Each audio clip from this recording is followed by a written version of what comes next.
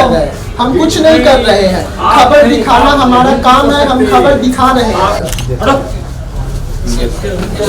Media अरे कौन से डॉक्टर की सुरक्षा बढ़ाई जाए? उस डॉक्टर की जो बेटी का बलात्कार किया गया, कपड़ा तक को गायब कर दिया ताकि बलात्कार की पुष्टि न हो सके। देखिए, जहानाबाद की एक बेटी जिसके साथ जघन्य अपराध होता है, बलात्कार होता है, और बलात्कार के बाद सबसे पहला हॉस्पिटल यही होता है जहां पर उस बेटी को इलाज के लिए लाया जाता है। लेकिन डॉक्टर साहब हैं, कह रहे हैं बेटी की हालत नाजुक थी, और नाजुक स्थिति को देखते हुए नहीं सर, कुछ नहीं कर रहे हैं, हम कुछ नहीं कर रहे हैं। खबर दिखाना हमारा काम है, हम खबर दिखा रहे हैं। जी बिल्कुल, हम वही कर रहे हैं सर, हम किसी को डिस्टर्ब नहीं कर रहे हैं, हम किसी को डिस्टर्ब नहीं कर रहे हैं, हम किसी को डिस्टर्ब नहीं कर रहे हैं। जी हम बस खबर दिखाने आए, खबर दिखा रहे हैं सर। मीडिया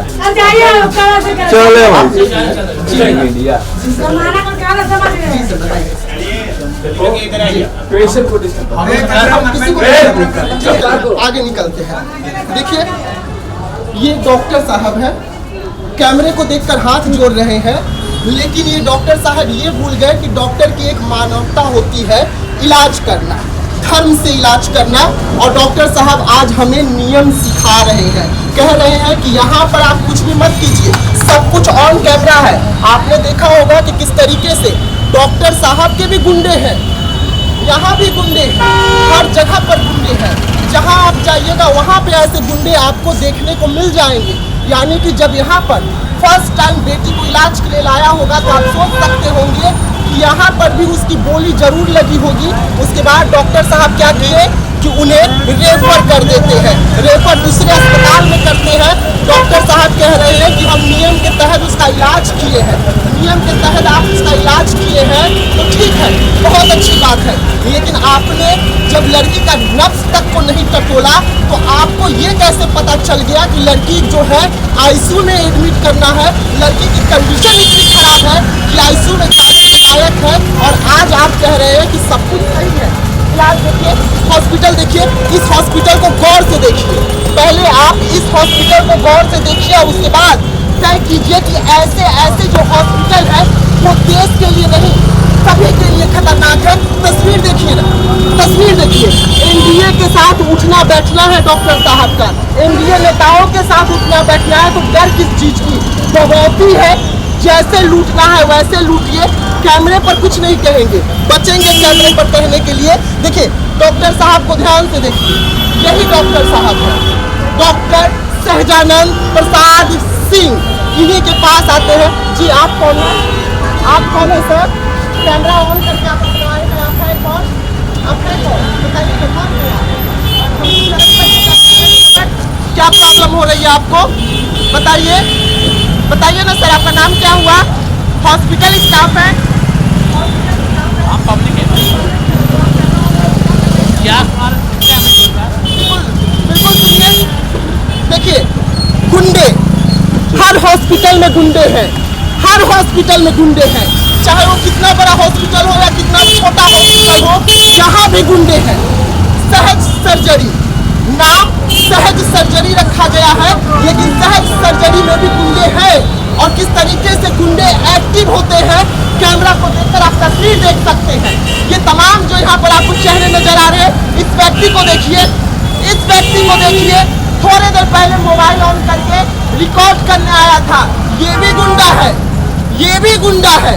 गुंडे हर हॉस्पिटल में है, और सहज सर्जरी में भी गुंडे हैं जो बेटियों की बोली लगाते हैं। सहज सर्जरी में भी ऐसे डॉक्टर हैं जो डॉक्टर कहते हैं कि हम पूरे धर्म के अनुसार काम करते हैं, लेकिन ऐसे हॉस्पिटल में ऐसा काम होता है। आप देख सकते हैं, हाथ जोड़ते हैं डॉक्टर साहब, कहते हैं कि हमने इलाज किया, लेकिन रेफर करते हैं बेटी को उस हॉस्पिटल में जहां बेटी की मौत हो जाती है। और आज तमाशा देखने के लिए लोग यहाँ पर खड़े हैं। आप लगातार तस्वीर देखिए, लगातार हम आपको तस्वीर दिखा रहे हैं कि ये वो लोग हैं जो तमाशा देखते हैं, ये वो गुंडे हैं जो एक बेटी को नोच खाए।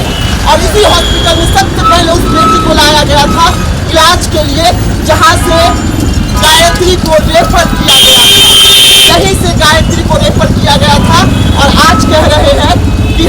प्रभात में नहीं रेफर किया, हमने उसे रेफर कर दिया। तो भाई रेफर कर दिया तो अच्छी बात थी, लेकिन आपने पुलिस को क्यों नहीं बुलाया? आपको सबसे पहले पुलिस को बुलाना चाहिए था, ताकि बेटी के साथ जो जघन्य अपराध हुआ है वो पुलिस तक खबर जाए। आपने इसका मुनासिब नहीं समझा, पुलिस को फोन तक नहीं किया, और आप कह रहे हैं कि आप बेटियों का इलाज करते हैं। इस तरीके से बेटियों का इलाज करते हैं। पहला हॉस्पिटल था इसलिए जहां पर लड़की को जिसके साथ बलात्कार होता है, जिसके साथ गैंग रेप होता है, उस बेटी को लाया जाता है, और पुलिस को ना बुलाकर ये बेटी को रेफर करते हैं, और रेफर करके कहते हैं कि हमने इलाज किया। जब आप लड़की का नस तक नहीं पकड़े थे, लड़की का आंख तक नहीं देखे थे, तो आपको कैसे पता चल गया डॉक्टर साहब? अंतर्यामी थे क्या आप कि आप सिर्फ लड़की का चेहरा देखकर ये दावा कर दिए कि लड़की को आईसीयू में एडमिट करना है? हमारे पास आईसीयू नहीं है, अब प्रभात में लेके जाइए, चाहे कहीं भी लेकर जाइए। इतने बड़े डॉक्टर हो गए हैं कि ये चेहरा देखकर बता देते हैं कि इलाज क्या होनी है। इंजेक्शन देते हैं, ग्लूकोज चढ़ाते हैं। जब आप लड़की का चेकअप तक नहीं किए तो आप इंजेक्शन कौन सा दे दिए लड़की को, कौन सा ग्लूकोज चढ़ा दिए, ये भी तो सवाल उठता है। और जब पक्ष इनका जानने आएंगे तो गुंडे एक्टिव हो जाते हैं। किस तरीके से इनके गुंडे एक्टिव होते हैं आपको लगातार हम तस्वीरें दिखा रहे हैं। देश के प्रधानमंत्री के साथ उठना बैठना डॉक्टर साहब का, बिहार के सीएम के साथ उठना बैठना, और इनकी ऐसी चेहरा, ऐसी घिनौनी तस्वीर निकलकर सामने आएगी, ये किसी को नहीं पता था।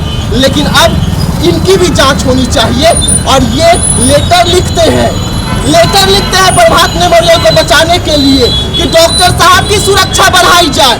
अरे कौन से डॉक्टर की सुरक्षा बढ़ाई जाए? उस डॉक्टर की जो बेटी का बलात्कार किया गया कपड़ा तक को गायब कर दिया ताकि बलात्कार की पुष्टि न हो सके, सबूत न मिल सके। उस डॉक्टर की सुरक्षा के लिए ये लेटर लिखते हैं डीजीपी को, और कहते हैं कि हॉस्पिटल के साथ साथ डॉक्टर की सुरक्षा बढ़ाई जाए। डॉक्टर की जान को खतरा है। कौन से डॉक्टर की जान की खतरा है? ये कहिए ना कि आप लोगों की पोल पट्टी खुल रही है। आप लोगों ने जो घिनौना खेल किया, अंधेरे में जो खेल किया, वो पोल पट्टी खुल रही है, सामने आ रही है, तो आपको डर हो गया है। इसी वजह से ना तमाम डॉक्टर जो है अब मैदान में कूद गए हैं डॉक्टरों को बचाने के लिए कि कैसे अपने छवि को बचाया जाए, कैसे अपने अस्पताल को बचाया जाए। और जहानाबाद की बेटी जिसके साथ बलात्कार हुआ, जघन्य अपराध हुआ, उसे किस तरीके से कटघरे में खड़ा किया जाए, और ऐसे डॉक्टर रहेंगे तब ऐसी घटनाएं निकलकर सामने आती रहेगी। वैसे में समाज को भी जागना होगा, समाज को भी उठना होगा, और ऐसे डॉक्टरों के खिलाफ एक्शन लेनी होगी। ऐसे तमाम खबरों के लिए रहिएगा हमारे साथ, दीजिएगा इजाजत। धन्यवाद।